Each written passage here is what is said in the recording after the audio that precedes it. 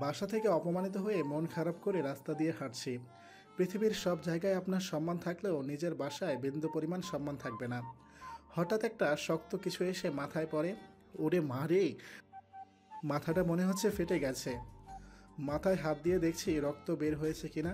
না, রক্ত বের হয়নি, কিন্তু মাথায় খুব ব্যথা করছে।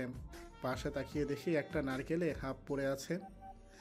কোন শালারে এটা আমার মাথায় মারলি? বলেই উল্টো পাশে তাকিয়ে দেখি একটা মেয়ে চোখ বন্ধ করে দাঁত কামড়ে আছে। আমি মেয়েটার কাছে গিয়ে বলি, এই মিস, চোখে দেখতে পান না? নারকেল ছুঁড়ে মেরেছেন কেন? সরি, আমি আপনাকে মারিনি। আসলে এটা ফাটানোর জন্য এই পাথরের উপর ছুঁড়ে মেরেছিলাম, কিন্তু কিভাবে যে আপনার উপরে গিয়ে পড়লো বুঝতে পারিনি। বুঝতে পারেননি তাই না? আমার মাথা ফেটে গেলে কি হতো? মাথা তো ফাটেনি, এত কথা শোনাচ্ছেন কেন? আর সরি বলেছি না? একে তো নারকেল ছুঁড়ে মেরেছেন, আবার আমার ওপরে চেঁচাচ্ছেন। আর সরি তাই না? আমি এখন আপনার মাথায় নারকেল ছুঁড়ে মারি, তারপর সরি বলে দিব। মেরে দেখুন না, পাবলিক ডেকে গণধোলাই খাওয়াবো। কি ডেঞ্জারাস মেয়ে রে বাবা! একটু অপরাধবোধ নেই? ইচ্ছে করছে দেই টেনে একটা। সাহস থাকলে দিয়ে দেখেন। ধ্যাত, যত সব ফাউল মেয়ে। বলে এই ছেলেটা চলে যায়। আমি কোনো রকমে এখান থেকে দৌড়ে পালাই। ভয়ে গলা শুকিয়ে গিয়েছে। একটা দোকানে এসে পানি খেয়ে বাসায় চলে আসি। বাসায় আসতেই আজও আম্মুর সেই একই কথা শুনতে হচ্ছে। এই, তুই সারাদিন কোথায় ঘুরে বেড়াস? বাসায় থাকতে ইচ্ছে করে না? বাপ লাই দিয়ে মাথায় তুলে ফেলেছে। রোজ রোজ তোর জন্য কেউ না কেউ বাসায় এসে বিচার দিয়ে যায়। করিম ভাইয়ের ছেলেকে কেন মেরেছিস? অহনাকে বিরক্ত করতো তাই। ভালো করে বুঝিয়ে বলেছি, কিন্তু শুনেনি, তাই পিটিয়েছি। তুই কি বলিস নাকি? নিজেকে বড় গুন্ডি মনে করিস? মেয়ে হয়ে ছেলেদের মতো মারামারি করতে লজ্জা করে না? এটা 2022 আম্মু। ছেলে মেয়ের সমান অধিকার। আর কেউ যদি আমার চোখের সামনে অন্যায় করে, আমার হাতে খুজলি হতে থাকে। যতক্ষণ না পিটাবো খুজলি থামে না।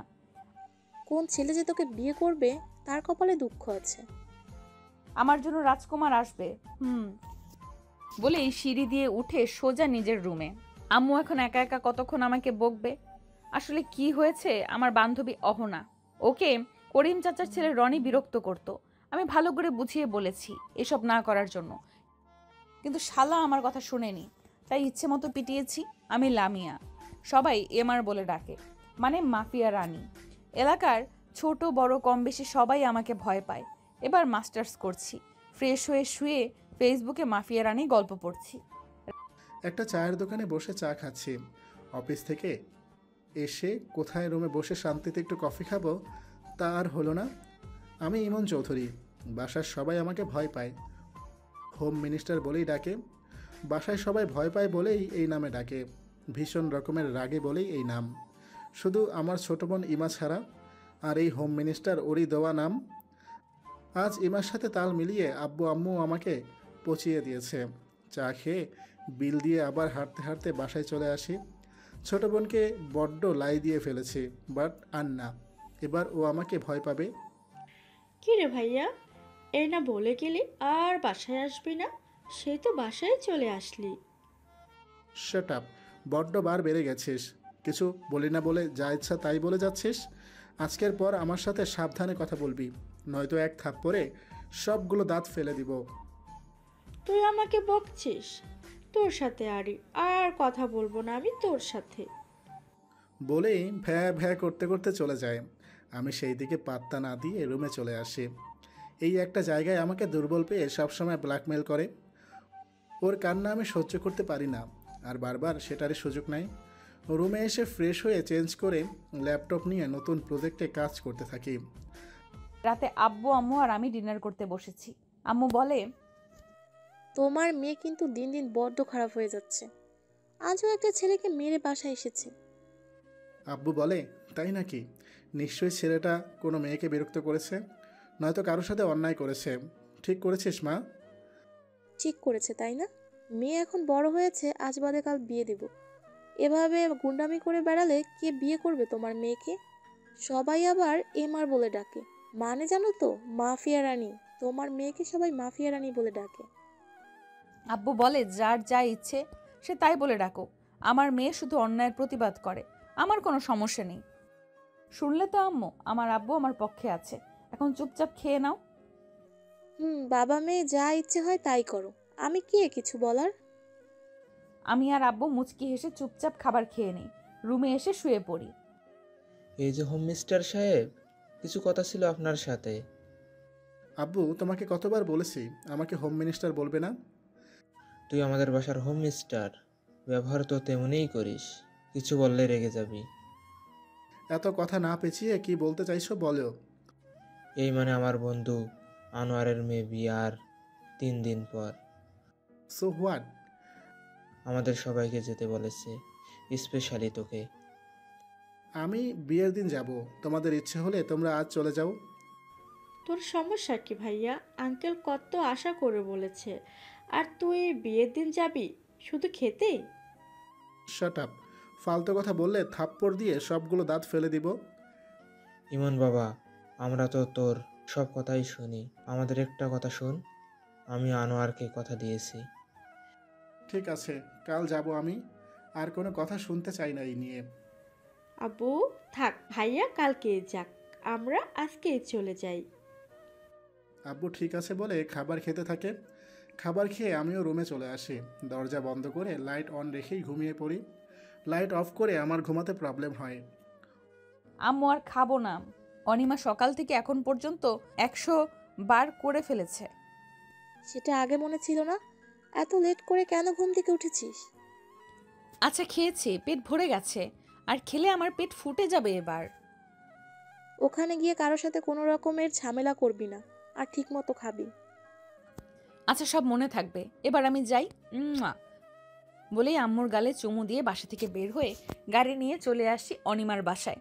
অনিমা আমার বেস্ট ফ্রেন্ড। কালোর বিয়ে, আজ গায়ে হলুদ। অনিমার রুমে যেতেই প্রথমে উদম কেলায়। এত লেট করেছি তাই। কোনো রকমে বান্ধবীকে সামলাই। হঠাৎ একটা মিষ্টি দেখতে মেয়ে রুমে এসে অনিমাকে বলে, অনিমা আপু, কেমন আছো তুমি?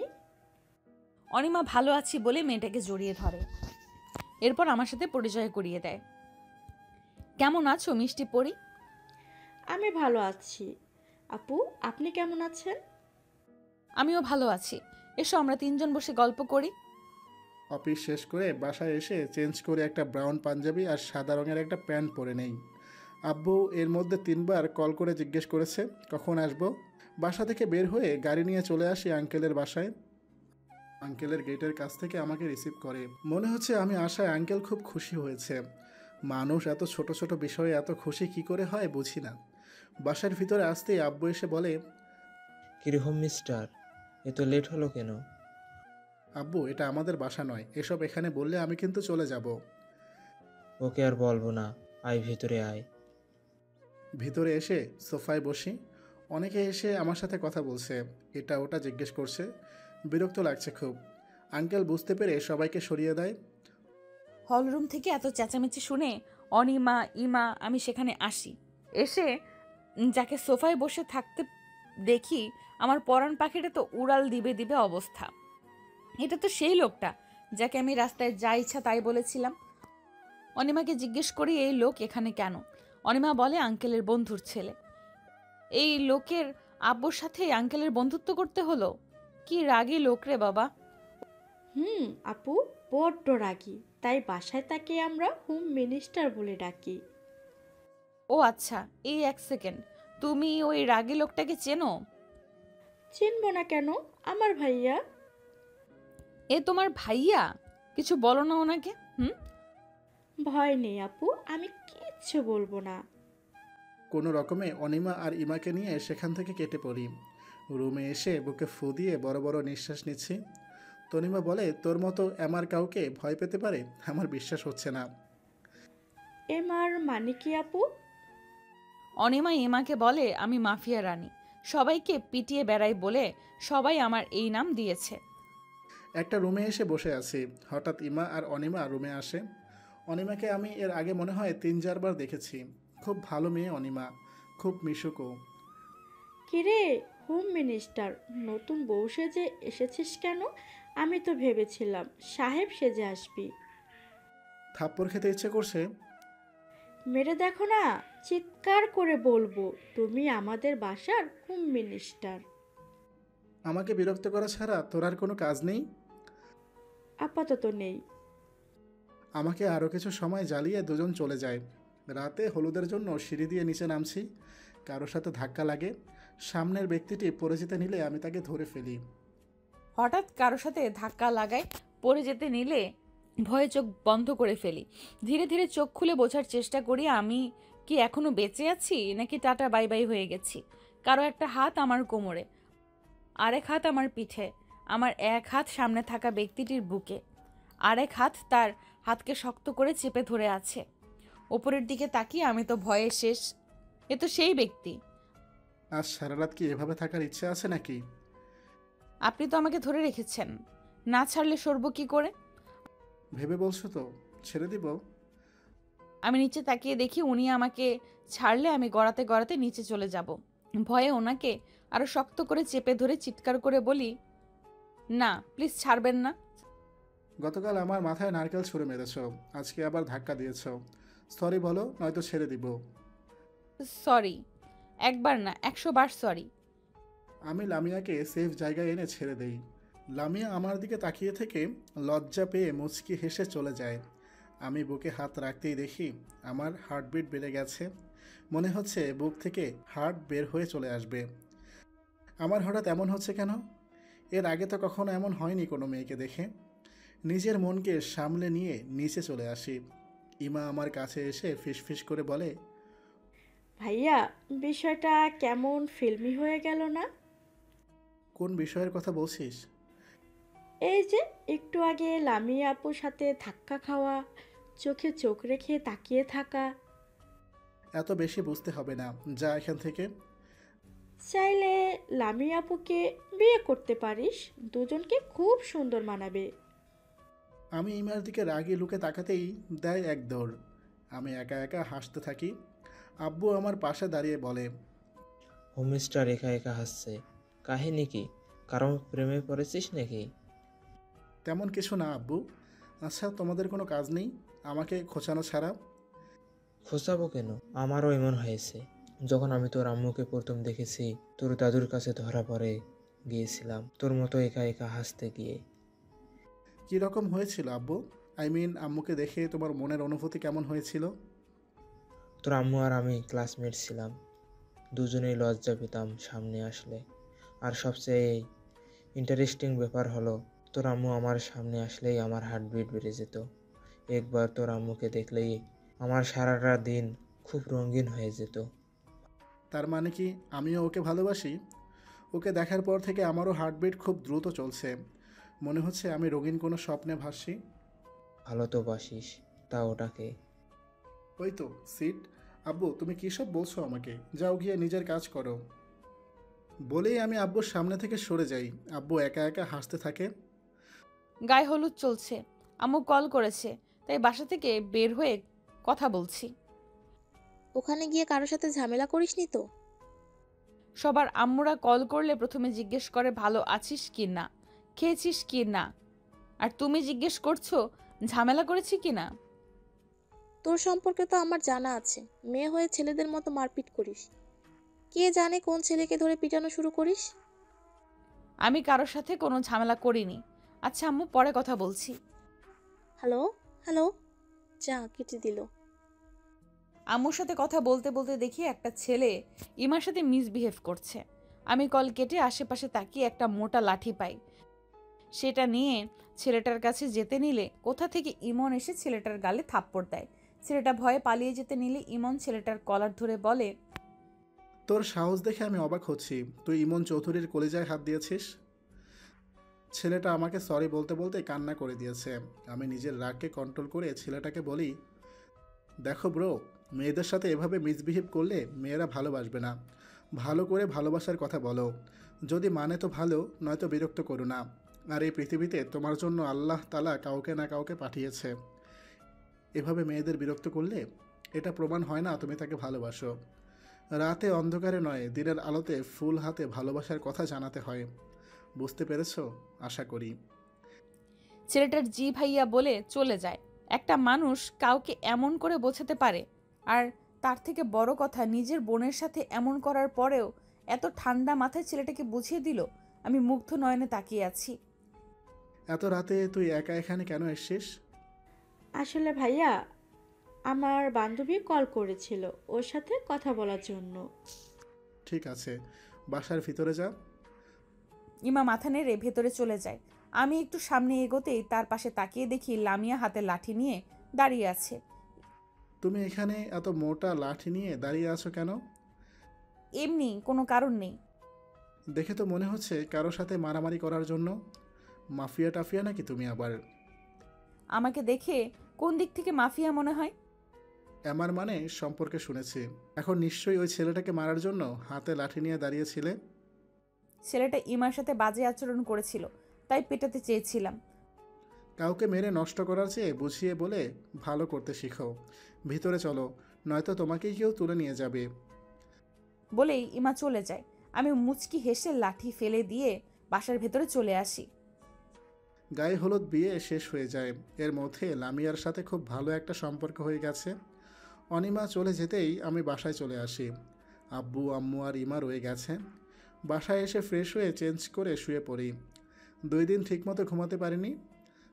অনিমা নেই, তাই আর থাকতে ইচ্ছে করছে না। আর বিশেষ করে ইমন চলে যাওয়ায় আর থাকতে ইচ্ছে করছে না।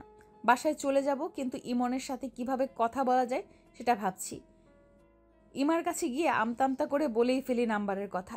ইমাও কিছু না বলে নাম্বার দিয়ে দেয়। আমি সবার থেকে বিদায় নিয়ে বাসায় চলে আসি।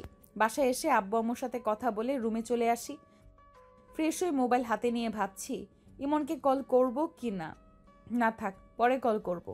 নিচে এসে আম্মুর কোলে শুয়ে পড়ি। আমি কি স্বপ্ন দেখছি নাকি আমার মেয়ে এত শান্ত হয়ে শুয়ে আছে আজ? তুমি চাও আমি চেঁচামেচি করি? একদমই না। আমি তো চাই এমন শান্ত হয়ে সব সময় থাক। আচ্ছা, বিয়ে বাড়িতে গিয়ে কোনো ঝামেলা করিসনি তো?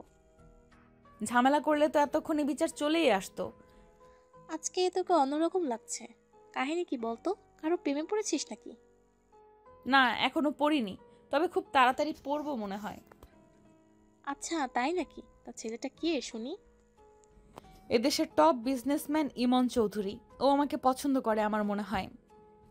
আব্বু বলে, তুই আর ছেলে খুঁজে পেলি না ওই রাগী ছেলেটাকে ছাড়া? আমি ওর সাথে একবার কাজ করেছি, আমার অবস্থা খারাপ হয়ে গেছে। সময়ের চেয়ে একটু লেট হলেই চেঁচামেচি শুরু করে দেয়। তুমি ওনার রাগের চেহারাটা দেখেছো শুধু, আমি ওনার রাগের চেহারার পেছনে একটা সুন্দর মনের মানুষকে দেখেছি। আমি তো বিয়ে করলে ওনাকেই করব, ফুল অ্যান্ড ফাইনাল। বলেই উঠে রুমে চলে আসি। রাত 12টা। ঘুম থেকে উঠে ফ্রেশ হয়ে কফি বানিয়ে ব্যালকনিতে চলে আসি। রাতে আকাশ দেখছি আর কফি খাচ্ছি। হঠাৎ মোবাইল বেজে ওঠে। Unknown number. কল রিসিভ করতেই একটা মিষ্টি মেয়েলি কণ্ঠ ভেসে আসে। কণ্ঠটার মালিককে চিনতে সমস্যা হলো না। কেমন আছেন রাগী রাক্ষস? আমি রাগী রাক্ষস, তাই না? আচ্ছা সরি, কেমন আছেন বলুন? ভালো আছি। আমার নাম্বার পেলে কোথায়? ইমার থেকে নিয়েছি। বিরক্ত হলে বলুন, রেখে দিচ্ছি। বিরক্ত হব কেন? তা আমার নাম্বার নেওয়ার কারণ কি? আপনার সাথে কথা বলবো তাই। আচ্ছা বুঝেছি। বাসায় চলে গেছো নাকি বিয়ে বাড়িতেই? অনিমা নেই থেকে কি করব? আমি থাকলেও কি চলে যেতে? আপনার জন্য আমি কেন ওখানে থাকবো? যে জন্য আমার নাম্বার জোগাড় করে কল করেছো। কেন নাম্বার জোগাড় করেছি শুনি তো। I think you also love me. I think I am right. এত সহজে কেউ কি করে এসব বলে দিতে পারে? যেটা মনে হয় সেটাই বলে দেই। কি হবে না হবে ভেবে সময় নষ্ট করতে চাই না। সো বলো, আমি কি রাইট নাকি রং? আপনার না একটু লজ্জা নেই? লজ্জা বিক্রি করে কফি খেয়ে ফেলেছি। লজ্জা বিক্রি করে কফি খাওয়া যায় নাকি? এখন কফি খাচ্ছি তো তাই ওইটাই বললাম। আচ্ছা, তুমি কিন্তু আমার প্রশ্নের উত্তর দিলে না। আপনি রাইট। কোন বিষয়ে আমি? ওই যে I also love you, but you. আমিও। কখন কিভাবে জানি না। সো এখন কাল আমার অফিসে চলে আসো, দুজন একসাথে লাঞ্চ করতে যাব। কথা বলতে বলতে কখন ফজরের আজান দিয়ে ফেলেছে বুঝতে পারিনি। দুজনেই অবাক হয়ে গেছি। আচ্ছা, অনেক রাত হয়ে গেছে। রাত বললেও ভুল হবে। সকাল হয়ে গেছে, ঘুমিয়ে পড়ো। কল কেটে দিয়ে রুমে এসে ঘুমিয়ে পড়ি। পরের দিন সকালে ঘুম থেকে উঠে ফ্রেশ হয়ে নাস্তা বানিয়ে খেয়ে রুমে এসে রেডি হয়ে চলে আসি অফিসে। আম্মুর কাছে বলে বাসা থেকে বের হয়ে গাড়ি নিয়ে চলে আসি ইমনের অফিসে। কাল রাতেই অফিসে ঠিকানা দিয়েছে। গেটের কাছে আসতেই দারোয়ান আমার নাম জিজ্ঞেস করে। নাম বলতেই আমাকে সালাম দিয়ে ভেতরে যেতে বলে। কত সিকিউরিটি রেখেছে। অবশ্য অফিস এত বড়, এমনটাই হবার কথা। অফিসে ভেতরে এসে রিসেপশনে গিয়ে আমার নাম বলতেই আমাকে ইমনের চেম্বার দেখিয়ে দেয়। আমি নক না করে ঢুকে যাই ইমনকে সারপ্রাইজ দেব বলে, কিন্তু ভিতরে আসার পর আমার জন্য এত বড় সারপ্রাইজ অপেক্ষা করছে সেটা ভাবতেও পারিনি। ইমন চেয়ারে বসে আছে আর ওর সামনে একটা মেয়ে ওর দিকে ঝুঁকে কিস করছে। এই দৃশ্য দেখে মুহূর্তেই চোখ থেকে পানি ঝরতে শুরু করে। কান্না করতে করতে চেম্বার থেকে বের হয়ে দৌড়ে নিচে চলে আসি। গাড়িতে উঠে গাড়ি স্টার্ট দিয়ে দ্রুত ড্রাইভ করতে থাকি। এত জোরে গাড়ি ড্রাইভ করছি, কন্ট্রোল করতে না পেরে একটা দেওয়ালের সাথে গিয়ে ধাক্কা লাগে। এরপর কি হলো জানতে হলে পরের পর্বের জন্য অপেক্ষা করুন। আর তার জন্য আমাদের ধুলোবালি অফিসিয়াল চ্যানেলটি সাবস্ক্রাইব করে রাখুন। Coming soon.